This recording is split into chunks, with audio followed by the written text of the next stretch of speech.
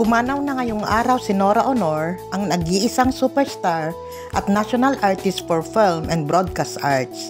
Siya ay 71 years old. Kinumpirma ng kanyang anak na si Ian De Leon ang malungkot na balita sa pamamagitan ng kanyang Facebook account.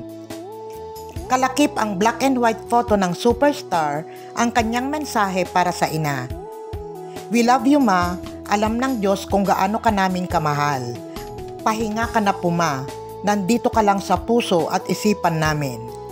Sa isa pang hiwalay na FB post, ibinahagi ni Ian ang official statement ng kanyang pamilya tungkol sa pagpanaw na Ate Guy.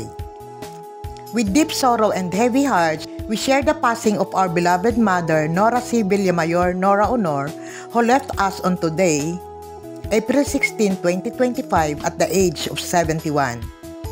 She was the heart of our family, a source of unconditional love, strength, and warmth. Her kindness, wisdom, and beautiful spirit touched everyone who knew her.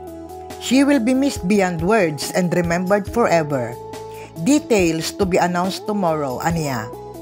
Bukod kay Ian, naulila rin ng movie at TV icon ang iba pa niyang mga anak, sina Lotlot De Leon, Matet De Leon, Kiko De Leon at Kenneth De Leon.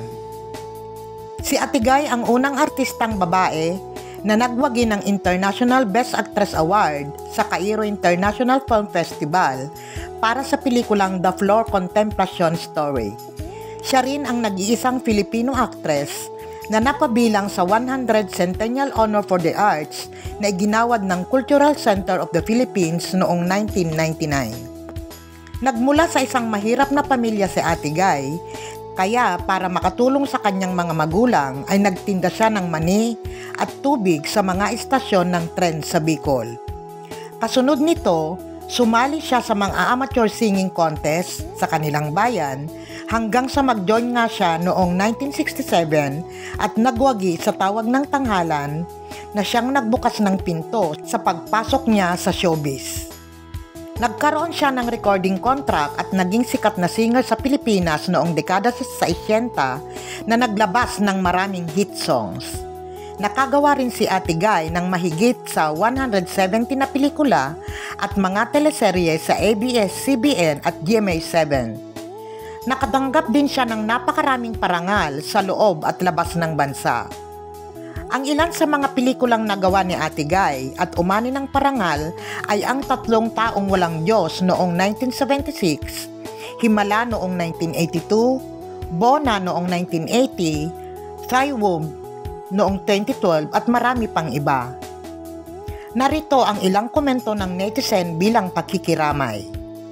"Rest in peace po. Yung iconic mong mga mata ang nagbigay sustansya sa pelikulang Pilipino. Dalawang mahuhusay at magagaling na singer at actress ang nawala sa industriya ng showbiz. Rest in peace, Miss Nora Aunor and Miss Pilita Corrales. Condolence to the family. The only one superstar, maraming salamat sa inyong di matatawarang contribution at talento sa pag-awit at husay sa pagganap sa bawat inyong ginagampanang pelikula. Ang inyong mga awit at tinig ay mananatiling alaala sa bawat Pilipino. Rest in peace."